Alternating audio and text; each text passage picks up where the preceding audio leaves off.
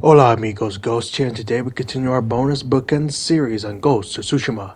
In today's Bookends, we shall talk about the open world of Ghost of Tsushima, from its activities and exploration, to its world building and environments, and its overall gameplay. After that, we will buy new upgrades, charms, and cosmetics exclusive to New Game Plus. So with that said, let's do this! The open world of Ghost of Tsushima is one of the best that I have ever experienced.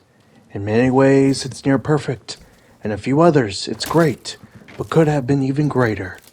Luckily, it seems that Ghost of Yote is addressing and improving upon those weaker points. Very few open worlds have given me as much enjoyment, excitement, and genuine interest in exploring a world like Ghost of Tsushima. It is a testament to the developers in making an open world that is essentially another character within the game's story.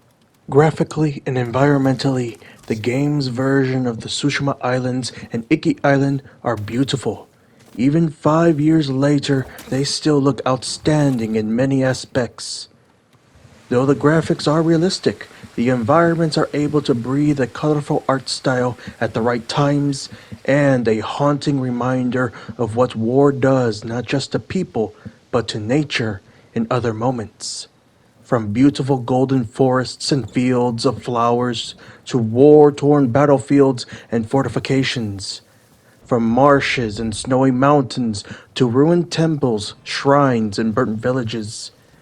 From majestic castles and towns to natural waterfalls, rivers, and the ocean itself. Greens, blues, reds, yellows, oranges, whites, and blacks. All kinds of color and shades of them spread out amongst the landscape. Never a dull moment. Within these environments, we can see so many different stories that have been told, from temples and shrines that have been overtaken by nature itself or ravaged by the war, to them being either safe havens for refugees or final resting places for the dead. Forests left untouched or burnt down into a field of corpses. Farms, villages, towns, and castles all being in different states of disrepair, showing their age in this world, or how they are scarred by the war. Beaches covered in the aftermath of war, or ships that crashed along their shores. Besides their looks, the environment helps or challenges our paths, climbing and swinging across cliffs and bluffs, or hiding in bushes and tall grass. The environment is always at play, or telling a story. Exploring the world is amazing, and the game lets you do so in your own style. We can use the roads to travel to many points across the islands. We can travel through the fields and forests to trek past enemy patrols and seek other routes forward. The wind can guide us to missions, activities, and collectibles. And although it is impossible to explore the world without looking at the map from time to time, the map is also quite great. Using a painted art style and a fog of war system, it gives the player the incentive to continue exploring all across the islands in different ways, from setting a course directly toward the next main mission or to discover a new region or province to seek undiscovered locations spread out across the map. The open world lets you do what you want to do at whatever time you want to do it, just like other open worlds, but here there is a sense of desire, intrigue, and enjoyment from doing so that only the best open worlds can achieve. The activities only add to this achievement. From following foxes to shrines, relaxing in hot springs, and playing music to animals, to liberating the island from the Mongols and collecting flags from the fallen, the game has a wide variety of activities that continue to keep the world fresh while not overstaying their welcome. Liberating the island from the Mongols by destroying their camps or freeing towns supports the narrative of the game and that of the open world. It's optional, but the game makes it feel worth it and that it needs to be done for the sake of the world itself. Collecting the banners gives us more lore to the world. Collecting crickets allows us to stop Mongols from looting the graves. And collecting vanity gear from Pillars of Honor and other locations further provides environmental storytelling about the locations we go to. Bamboo strikes give us resolve. Hot springs allows us to reflect our characters' thoughts. Visiting animal sanctuaries gives us more lore about Jin's mother. All these activities and many others not mentioned only add to the world. They add to the story, whether it be the main story or one of the many side stories on these islands. They add to the world building of this world, of the people that lived here before the war. They add to the environments themselves with visiting the shrines and temples. Nothing ever felt like a waste of time. Everything added to the world one way or another. Gameplay wise, the open world allows us to experiment with our own styles of combat, stealth, and traversal. The environments give us, in most cases, different ways to clear Mongol camps, to liberate towns and villages, and to reach other activities and missions. Even when the game narrows what we can do, we still have the flexibility of different play styles. In parkour sections, although there is only one path to reach our end goal, there are numerous paths that reward us with supplies or flowers or little pieces of environmental storytelling. In essence, the open world does everything in its power to give the player the freedom of choice whenever it can. This extends further into the combat and stealth, which as we progress through the game gives the player more and more choices to create their playstyle with different armor sets and different weapons and gear and skills, giving us the choices to do what we want to do. Combining all of this together creates one of the best open worlds in gaming history. And I have high hopes that Ghost of Yote will take everything that was great about this open world and improve upon it to make something even greater. So those were my overall thoughts on the open world and its gameplay. Obviously, I dive deeper into my opinions within both of my series on the game, but here I just wanted to summarize my thoughts on the matter. Now, let's dive into some upgrades. Time to upgrade our gear at the Golden Temple. But before we do that, we're going to go to the altar itself and get the resources that we are rewarded for continuing on with the New Game Plus. And with currently, with resources that we get from the Golden Temple and some other temples, it is only actual resources. There's no cosmetics or anything new, and I'm pretty sure that is true with the entirety of the game. If you complete New Game Plus completely and get all the temple rewards, I believe it's only for resources. Uh, Now, if I am wrong, I will correct myself, but I am pretty much 99% sure that you will only gain resources from the altars. Also, My lord! You made it! I came straight here. Stayed off the roads. Just like you said, Lord Sakai. I'm glad you got here safely.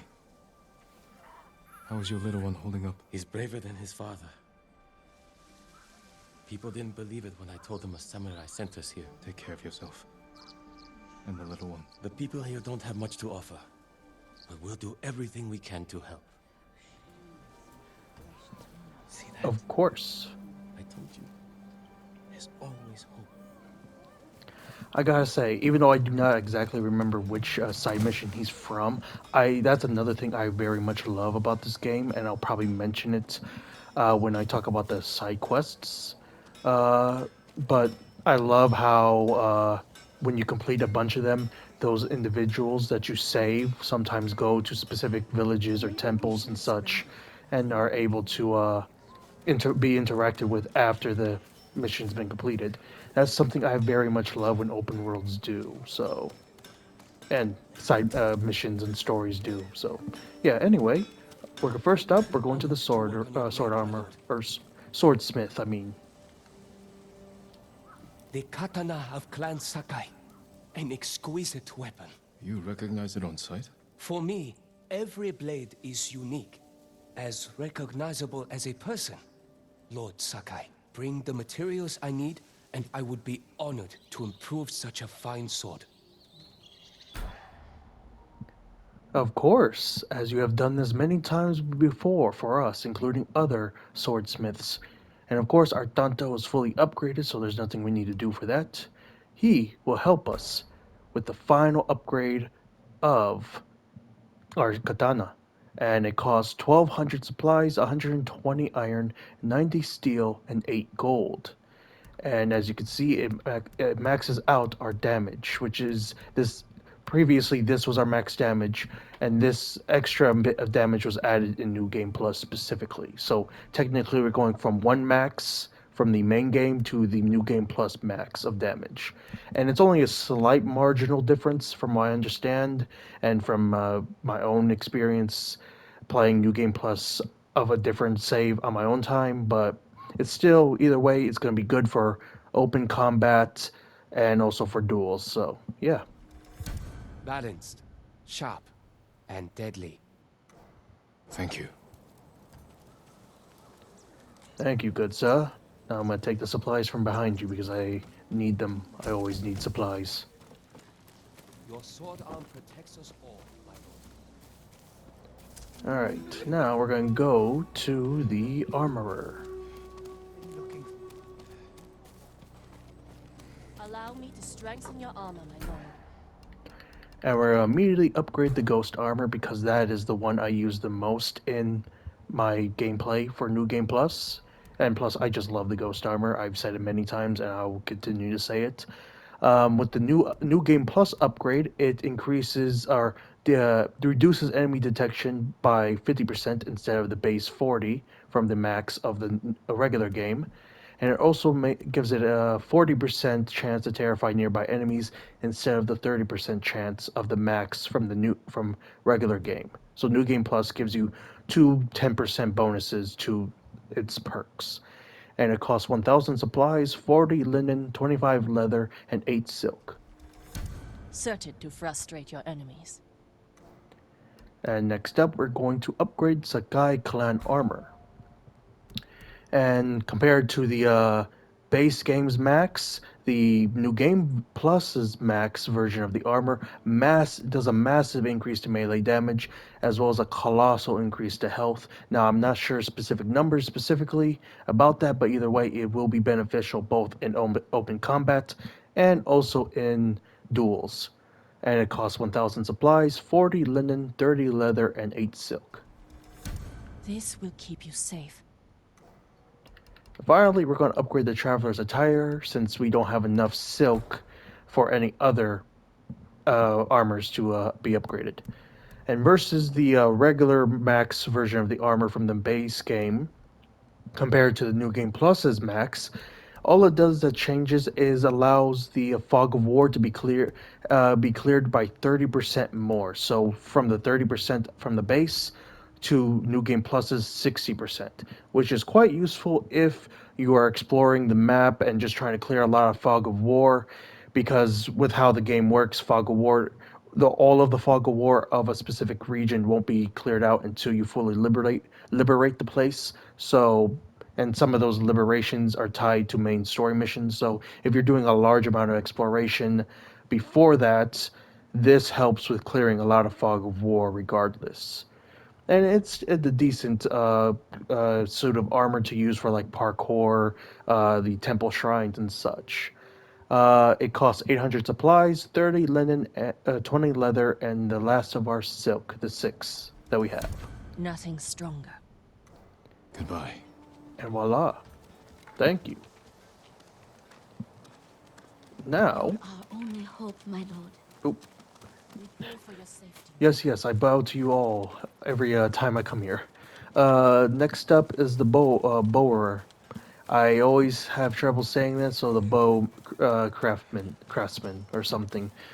You know what I mean. That guy, that, well, in this case, that woman that fixes and upgrades our bow. May I look after your bow, my lord? How can I improve your bow? And I believe we have enough resources to upgrade both. So, compared to the max version of the bow from the new Game Plus version, we get the damage increases to halfway. The draw speed is max now. The reload speed is max, and the stability is slightly above average. So overall, decent extra stats to it. Probably be way easier to utilize it and be able to rapid fire a little bit faster than some of the others, and it probably will be even more powerful using like some of the armors that are based on archery and all that. So it costs 850 supplies, 200 bamboo, 100 yew wood, and 5 waxwood. Your arrows will strike like deadly falcons. And next up, the longbow. And compared to the main game's max version to the new Game Plus's max version, the damage is maxed, the draw speed is increased just by a little bit, the stability is maxed out, and by 2 pieces, it looks like, and that is it. Which, I mean, basically having more stability and damage for this is probably the best part of the longbow. Draw speed increase will be a little helpful since it is quite slow to aim it and everything, but to have the damage be maxed and the stability will be probably the best part of this upgrade. And it costs 1,000 supplies, 250 bamboo, 80 yew wood, and 6 waxwood. A bow without equal. And voila! Thank you, lady. Your bow will terrify me. And now, if we take a look at our gear specifically, we maxed out the katana, the tanto, we maxed out the longbow, and the half bow. Now, all that's left for upgrades currently, and which we're going to go to a trapper for, is a bunch of our ghost weapons to upgrade them. And I believe I might have the ability to upgrade at least 3 of them, if not all of them, from my understanding, but we will see in a moment, and I'll probably go to like this campfire here or one over here to do that. So that is what we're going to do next. All right, time to do some more upgrades. I work metals, woods, and cloth. All right, so we can do a bunch of range capacity upgrades or quick fire capacity upgrades. Overall, we have 120 predator hides. Let me just see.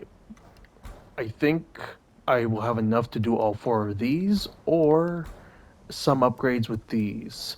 I think what I'm going to do is probably a mix of both. So I'm definitely going to upgrade the arrows, specifically because I do use a lot of arrow archery combat with my stealth, as you can see with some of the gameplay I provide in these Bookends chapters. So versus the max capacity from the main game to the new version of the new Game Plus, we get 4 additional arrows on our person at all times and 4 more for our saddlebag. So 20 arrows max on our person and 20 for the saddlebag, which means 40 in total. Just for you. And of course, it costs 30 predator hides for that. And I think I am going to also upgrade. Actually, I think that will be the only range capacity upgrade I'll do. And I will upgrade the kunai because it's very useful. I use that a lot for damaging a bunch of enemies. The kunai max upgrade for the base game was 5 for holding onto and 5 in the saddlebag. For the new game plus, they add a single one for both your character and for the saddlebag, so it makes it 6 for each, 12 in total versus the 10 previously. And of course, it also costs 30 predator hides. An excellent choice. And then I'm going to upgrade sticky bombs because they're also quite useful for dealing with heavier enemies. The base game's max was 4 on our person and 4 in the saddlebag, making it 8 total. With the New Game Pluses upgrade, it will increase it to 5 on our person and 5 in the saddlebag, making it 10 total. So a slight increase in the amount we can have. Only the best for you. Still quite useful. And I think the next one I'm going to upgrade, even though I don't use it that often, will probably be the incendiary oil, because from my understanding, while going across all over the place, you don't really get much resources for the incendiary oil until you reach the third act and also Icky Island and such. I think I ran across some of its restockability here and there in some of the camps previously, but it becomes more often then, so I might not have a lot of this until we get to those acts. But yeah, anyway, the max version of it from the base game was 4 on your person and 4 in your saddlebag, and it makes 8 in total. With the New Game Plus max upgrade, it's 5 on our person and 5 on our saddleback, making it 10 in total. So it's another slight increase. And of course, it also costs 30 Predator hides. I hope it helps. And from what I can That's tell, all I can give you right all now. of the upgrades I'm currently sorry. require I need 30 more for Predator that. hides. I don't actually. There's a few that cost 20, from what I can tell, but most of them cost 30. So it'll take a while to upgrade the rest of them. Luckily, I'm pretty sure you can. If I remember correctly, can you buy? No, you can't actually. I thought you could. We definitely could sell stuff. I know that for sure. Thank you. But yeah, there we go. A bunch of upgrades have been achieved for us. Now, it is time for us to head over to Baku the Voiceless. Before we talk to Baku the Voiceless and get some new charms and customizables, we're going to complete this haiku because there was something I mentioned in the original first bookends where I said that some of these activities may give you new versions of gear that you already collected, and that was wrong. I had the assumption that there might be a few here and there that do that. In truth, oop, wrong button. In truth, if you look at like the haiku, it gives us 1 ghost flower instead of a headband. If we go up here towards, let's see, do I have a pillar of honor that I can look at? Do I not have a pillar of honor I haven't done yet? Uh, Nope. Oh wait, yep, right there. So like a pillar of honor, those were a lot of ones of us able to get customizable gear. Instead, you get ghost flower, a single ghost flower. With the haikus, ghost flower. With the Inari Foxton / Inari Shrine, you get a ghost flower. With the bamboo forest hot spring or other hot springs, you get a ghost flower. For the bamboo strikes, a ghost flower. So all the activities you get ghost flowers, and I am about 99 to 100% sure it's the same with Icky Island activities. You don't get any more customizable gear / variations of the previous gear that you collected. That was something I partially didn't know because I only had at that point in time did a small portion of New Game Plus on my own free time at that point. So yeah, I'm just gonna show it off just to show that yeah, it doesn't actually give you anything. Plus, I really like haikus in these games, even though I don't think any of them are actually haikus. Reflect on refuge. And when I mean they aren't really haikus, I'm not a haiku person. I don't fully understand it, but they don't exactly fit the structure of a haiku.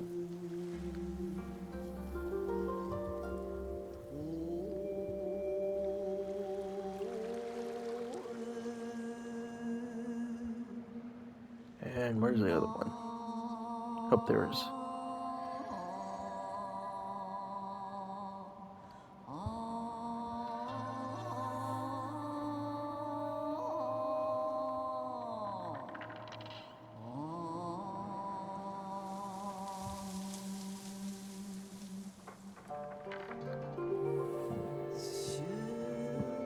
A world's reflection. Darkness fades in brilliant light. Sturdy do we stand.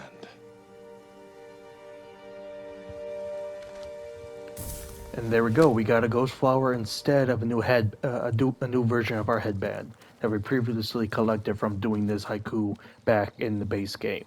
So yeah, I just wanted to do that real quick and mention that because I said that without fully knowing because I didn't play a full version of the New Game Plus. But now that I know, you don't actually get any extra customizable gear slash variations of that gear. Yeah. All right. We have a lot of ghost flowers, so we can buy a lot of things. Let's take a look at charms first. Let's look at the bottom view. So, we have the Charm of Blazing Flame. The Way of the Flame inflicts additional damage. Heavy attacks spread fire to nearby enemies. I'm going to buy that immediately. And it costs 25. Charm of Heavenly Rebuke. On performing Heavenly Strike, there's a chance for lightning to strike a nearby enemy. I get another 25. Charm of Ghostly Fury. When you are damaged, your ghost kill streak loses 1 kill instead of resetting. You can kill 1 additional enemy in Ghost Dance. Buying that for 15. Bam. And we still have a lot of ghost flowers, so let's see. Charm of Canine Recruitment. If you sneak up on a Mongol dog, you can pet it. The dog will then become your ally, stealthing and fighting alongside you against enemies. It costs 25. Bam. Charm of Distraction. When performing Iron Will, wind gusts and hornets will distract and damage enemies for 15. Now, before we continue, I will mention that from here on, past this recording, even if, anyway, if, for the other Bookends gameplay you see, and you might witness me trying out some of these charms, some of them I won't try out, at least in any footage that's used for these Bookends, because some of them are very circumstantial. For instance, the where was it? The lightning one. I'm definitely gonna try it, but it may not occur often. So there's only a slight chance it could occur. So it might not show up here or there. Same with like the canine recruitment. I usually kill the dogs because predator hides. Plus, it's hard to sneak up on them.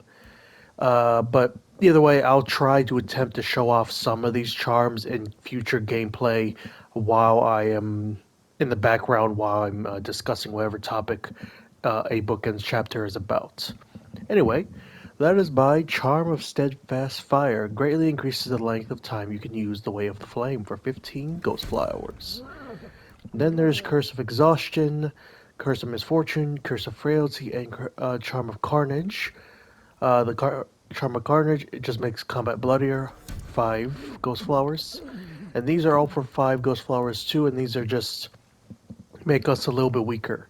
So exhaustion, actions that use resolve cost twice as much. Misfortune, you will never gain resources or ammo from fallen enemies. And frailty, successful enemy attacks kill you. Iron Will is disabled, so this is basically a one-shot type of thing. So let me buy them. I'm not sure if I'll try these out while in the Bookends series, but definitely just have to buy them because they're part of the stuff I have to buy. We have a decent amount. Oh yeah, we can buy silk from this guy. I forgot about that. And we can also buy Rizo's Deadly Arrivals attire for 50, and I'm going to. Bam. Now I wonder if that unlocks new armor dice. Doesn't look like it. Alright, then we are going to buy masks. Now let's go to the bottom one. Because that is the Elegant Ghost Mask, which kind of matches the this version of the Ghost Armor. Lethal Vengeance and Terrible Beauty created for the Ghost. 10 Ghost Flowers. Bam. Then there are Sarugami's Wrath.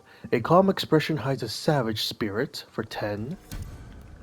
There's Adachi Dragon Mask. Tsushima's fiercest swordsmen are infused with a dragon spirit for 10 flowers. Ocean of Blood. Scarlet as the seas of Da no Ura for 10 flowers. Time Worn Oni. A demon's malevolence never wanes for 10 flowers. Majestic samurai clan mask. Traditional samurai mask with a touch of elegance for 10 flowers. Ancient dragon. As time passes, the dread serpent's power grows for 10. Jade elder. The wisdom of age and ferocity of youth for 10. Midnight snarl. A predator stalks the night for 10. Beast of Prey, the snarl of a warrior in the heat of battle for 10. And Trickster Wolf, the coloring of a friend, the teeth of a deadly foe for 10. And just like with the charms, I might equip a few of these with some of my gear for like specific gameplay sections for the bookends in the background and such, but seeing them, some of them are just recolors of certain things. Some of them are pieces of equipment that other characters had worn at some points, or just slightly different reskins of other equipment you could have had. So there's that. We have 48 ghost flowers left, so we don't have a lot. I think I'm going to buy armor dyes. And first one we're going to do is the ghost armor, because this one is pretty cool. A gift from Taka to enhance the tactics of the ghost and a good friend's final creation. Oh yeah, that's right. These just like tell you about the thing. Anyway, Avenging Spring is what it's called. It's 15 ghost flowers, and this one is actually pretty cool. I think it's almost as cool as the one I'm currently using. And bam. Next up, we're going to go to Sakai clan armor, because it has two of them. And I do like this one, Oceanic Valor, because it has that silvery touch to it. And it's also for 15. And now I can do one more, which I think, let's look at a few of the others.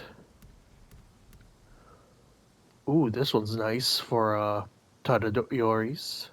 I think I'm going to get this one, the Flowers of War, for 15. And voila, we're out of ghost flowers. See you again. Thank you. We'll be back because we have a lot more missions and side quests and collectibles to grab for a crap ton more ghost flowers. But yeah, there we go with all those. Like I said, I will during a gameplay that's in the background while I'm talking about whatever topic the bookends chapter is about, I will try to have some of the charms equipped. I'll have some of those cosmetics on at some point, but it's not a guarantee as I just showed them off as I was buying them. And plus, some of them are just reskins or recolors of certain other cosmetics before, but either way, pretty cool that they included extra skins and customization and everything.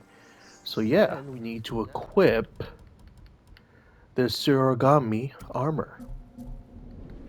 Because I think this is not a new game plus thing. I believe this is a die that you unlock from after you complete Iki Island and back on the main island.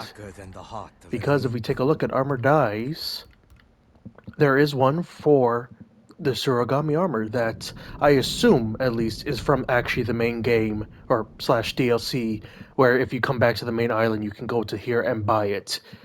And it's called Monkey Eye. It costs 20 regular flowers. Bam. The darkness suits you. Thank you. And now let's get out of here so we can actually view it. Or equip it and view it. So, bam. And here is the Monkey Eye. So there's a bit more purple to it. And I assume it also does it to the helmet as well. Yep, so it brings out a lot more purple to the armor, a little bit more blacks compared to the browns and greens of the original, and the reds of the Crimson Victory. It's a pretty cool version that I noticed slightly off screen when I was just exploring, recording specific segments for other portions of the Bookends chapters, and I found this. So, I went to the white armor die guy, and I was actually right. There was a white armor version for the Sarugami armor. It's called Snow Mackay. I believe, I don't know how to pronounce it. It's a type of monkey, and it's also for 20 regular flowers. Will have to shield their eyes. And now let's take a look at it as well.